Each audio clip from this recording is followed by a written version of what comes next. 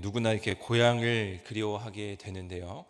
저도 이렇게 가끔 교회 지방에 일이 있어서 경부고속도로를 타고 이렇게 쭉 내려가다 보면은 제가 살던 고향이 이렇게 보이는데 그냥 이렇게 지나치기만 하더라도 친근한 마음이 들기도 합니다.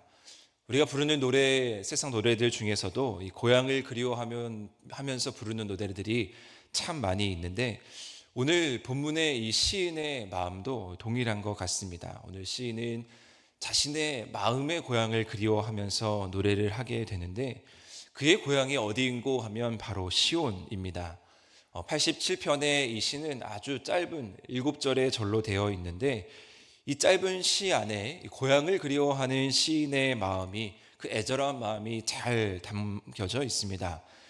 오늘 1절의 그 말씀을 보시면 그의 터전이 성산에 있으며 라고 하면서 이 시가 시작이 되는데 87편을 시작하면서 그의 터전이 성산에 있으며 라는 이 선언은 참으로 중요한 선언입니다.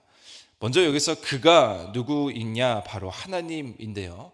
하나님께서 터전을 성산, 거룩한 산 시온에 세우셨다라는 얘기입니다. 이 터전이라는 단어를 주목해서 볼 필요가 있는데 이 터전이라는 단어가 어디서부터 유래된 단어이냐면 바로 세우다라는 이 단어에서 유래된 단어가 바로 터전입니다. 그리고 이 세우다라는 단어의 그 어원을 찾아보면 구약 성경에서 태초를 창조할 때, 하나님께서 태초에 천지를 창조할 때 세우셨다라는 단어가 바로 세우다라는 단어였고 그 단어가 오늘 본문의 터전에서 사용되고 있다라는 사실입니다. 즉 어떻게 볼 수 있냐면요, 하나님께서 태초에 땅을 만드시고 태초에 이 세상을 만드셨을 때 동일하게 하나님께서 시온의 기초를 세우셨다라는 말이 됩니다.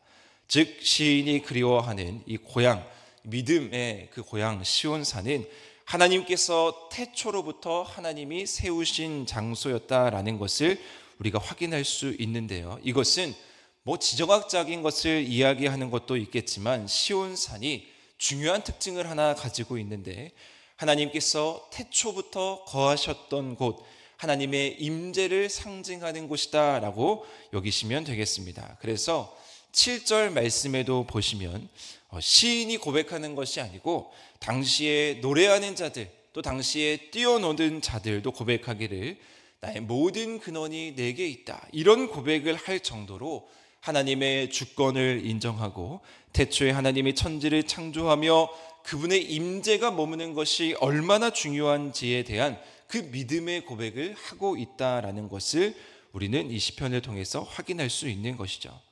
그래서 자연스럽게 여호와께서는 야곱의 모든 거처보다 이 시온의 문들을 사랑하실 수밖에 없습니다. 하나님께서 택하신 백성, 특별히 예루살렘 또 이스라엘 백성들을 하나님께서 다른 어떤 백성들보다도 사랑한다라는 말씀이 되는 것이죠. 시온이 특별한 이유, 오늘날 우리 그리스도인 하나님의 백성들이 특별한 이유가 바로 여기에 있습니다.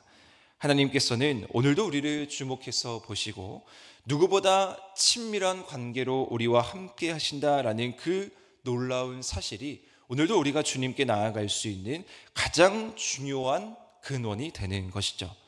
따라서 하나님의 성 이 시온을 영광스럽다라고 이야기할 수밖에 없습니다.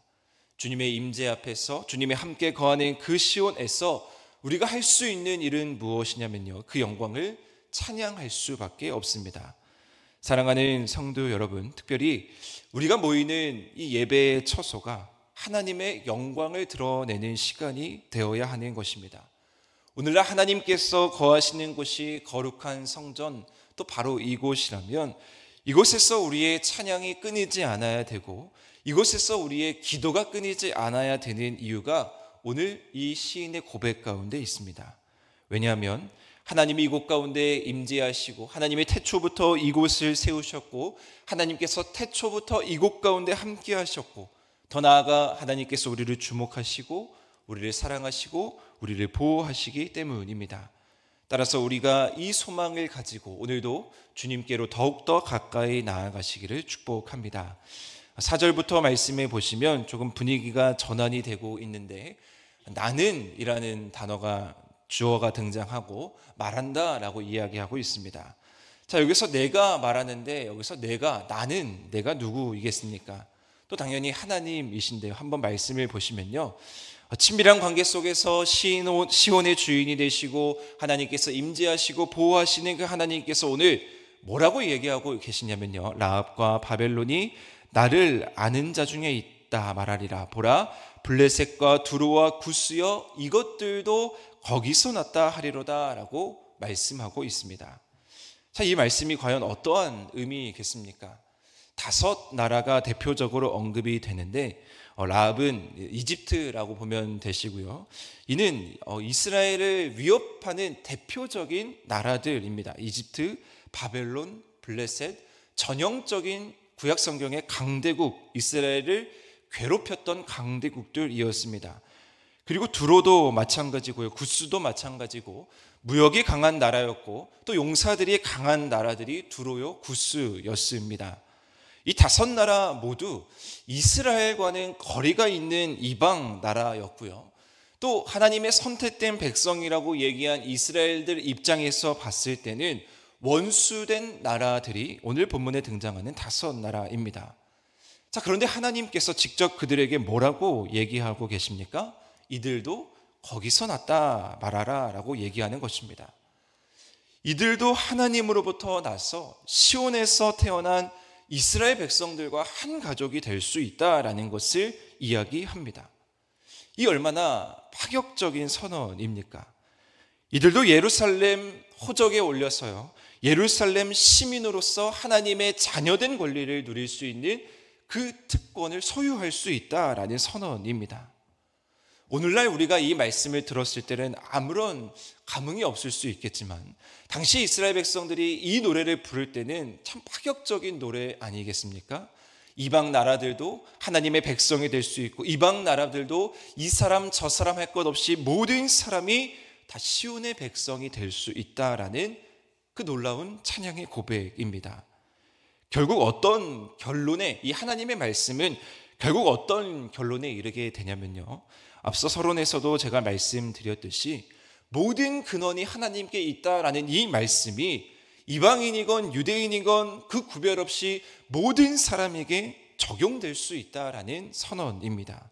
이방인이건 원수건 강하건 부하건 그들이 어떤 모습을 갖고 있던 다 하나님의 자녀가 될 수 있다라는 선언입니다. 사실 이 말씀은 당시뿐 아니라 오늘날에도 참으로 귀한 말씀이라고 여겨집니다. 오늘날을 보십시오. 세계 곳곳에서 전쟁이 일어나고 있고 자신의 이익을 취하고 있습니다. 우리나라를 보더라도 자신들의 옳고 그름의 영역이 점점 더 분명해지고 서로를 품지 못하고 자신의 이익을 주장하는 구조로 더 되어버리고 있습니다. 이때 우리 그리스도인들이 선포해야 되는 하나님의 영광이 바로 무엇이겠습니까? 바로 시온의 영광입니다. 시온을 세우신 하나님, 하나님의 임재가 머무는 그 놀라운 시온의 영광이 이 땅 가운데 임하기를 우리는 찬양해야 되고 기도해야 되고 온 세계 가운데 머무는 것을 우리는 기대하며 나아가야 하는 것입니다. 하나님의 질서가 확립되어야 되고 하나님의 통치가 실현되는 온 세계가 되도록 우리가 하나님을 더욱더 높이 찬양해야 되는 것입니다. 많은 사람들이 오늘날의 강대국인 그 미국의 시민권을 얻기 위해서 얼마나 애쓰고 얼마나 노력하고 있습니까?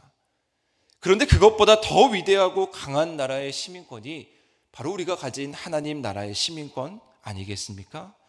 우리의 꿈은 온 세상이 하나님을 찬양하는 것입니다.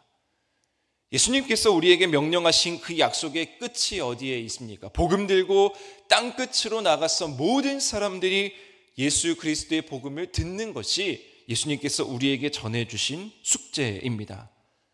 이 세상의 모든 사람들이 주의 복된 소식을 두고 주의 말씀을 듣고 하나님을 예배하고 찬양하는 날을 꿈꾸는 것이 우리 모든 그리스도인들의 공통적인 소망이요 목표입니다. 따라서 우리는 우리의 개인적인 신앙생활이 성장하는 것도 물론 중요하지만 더 넓은 시야를 가지고 이 세상을 바라볼 수 있어야 하는 것이죠. 그러한 마음으로 우리는 오늘 시편 87편을 세상에 더 크게 외치며 나아가는 우리 모든 성도님들 되시기를 축복합니다. 오늘 말씀을 이렇게 묵상하면서 어린 시절에 신앙생활하는 모습이 자꾸 머릿속에 스쳐 지나갔습니다. 모든 사람들이 하나님을 찬양하고 예배하는 것은 어떠한 모습일까? 초등학교 시절에 모든 것이, 예수님을 믿던 안 믿던 모든 것이 교회 중심이었던 것 같습니다. 물론 제가 자라던 곳이 좀 시골이어서 그랬던 것도 있지만요, 이는 교회를 다니는 사람뿐 아니라 교회를 다니지 않는 친구들에게도 그랬습니다. 부활절이 되면 달걀을 나눠준다고 다 너도 나도 할 것 없이 다 교회로 모여들어서 하나님을 예배하고 찬양했고요, 또 전도축제가 되면 너도 나도 할 것 없이 마을에 있는 모든 사람들이 교회에 와서 함께 식사를 하며 교제를 나눴던 기억이 있습니다. 또한 성탄절이 되면 옆에 같이 앉아있던 반 친구가 와서 연습도 하지 않고 갑자기 분장을 하고 동방박사 역할을 하면서 그렇게 교회에 와서 함께 예배를 드렸던 기억도 있습니다.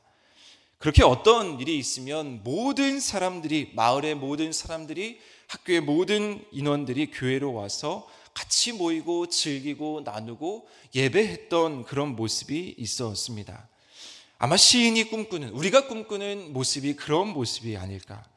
너도 나도 우리가 스치는 모든 사람들이 다 같이 한자리에 이 시온이라는 거룩한 성산에 올라서 하나님을 예배하고 하나님의 주권을 찬양하고 하나님의 위대하심을 찬양하고, 더 나아가 우리 모두가 하나님의 자녀가 되고 하나님의 백성이 되는 삶, 그 삶이 바로 우리가 꿈꾸는 아름다운 세상입니다. 오늘도 믿음의 자녀로 살아간다라는 것은 이 사명을 붙들고 살아가는 것을 잊지 않고 살아가시기를 바랍니다. 우리가 먼저 하나님의 자녀가 되었다면 오늘 우리가 만나는 모든 사람들, 우리가 오늘 스쳐가는 모든 사람들이 정말 우리가 먼저 경험한 하나님의 사랑을 경험할 수 있는, 더 나아가 적극적으로 그 사랑을 전할 수 있는 귀한 하루 되시기를 주님의 이름으로 간절히 축원드립니다.